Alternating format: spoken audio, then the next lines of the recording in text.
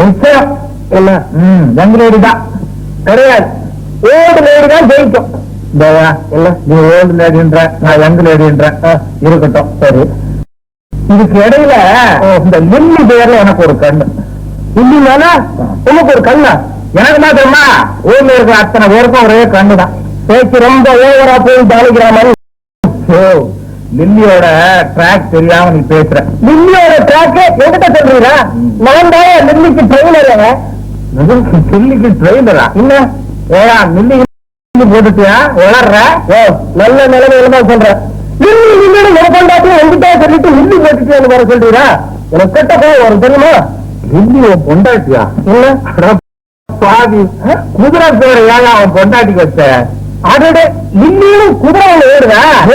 நீ அதெல்லாம் பார்க்காத, நீ அதெல்லாம் தெரியாத. முதல்ல பாரு, இல்ல இந்த லில்லிய இன்னைக்கு ஜாக்பாட்ல நாம வச்சு ஒரு டிக்கெட் எடுத்தோம்னா 4 லட்சம் மிச்சம். அப்போ ஆளுக்கு 2 லட்சம். ஆமா ஆளுக்கு 2 தான். ஆனா என்ன சொல்லு பாலகி, இப்ப 4 லட்சம் வருதா? ஆமா, அதுல 3 லட்சத்தை நான் வச்சுக்கிறேன், 1 லட்சம் உன்ன கொடுக்குறேன். அது எப்படி? பாதியெல்லாம் ஆளுக்கு 2 லட்சம் தானே?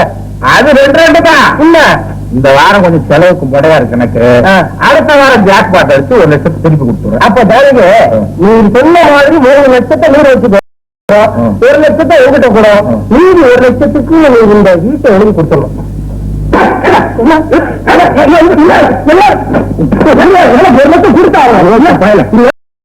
போக மாட்டான்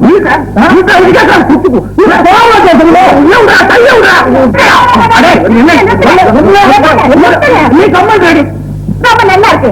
ஆனா என்ன இவ்வளவு நாளா நல்லா பழகிட்டு இப்ப அப்பா பணத்துக்காக 2 பேரும் சண்டை போட்டுக்கிறீங்களே. இது கொஞ்சம் கூட நல்லா இருக்கு. முதல்ல பணத்தை கொடுங்க. அப்படி சொல்லுங்க.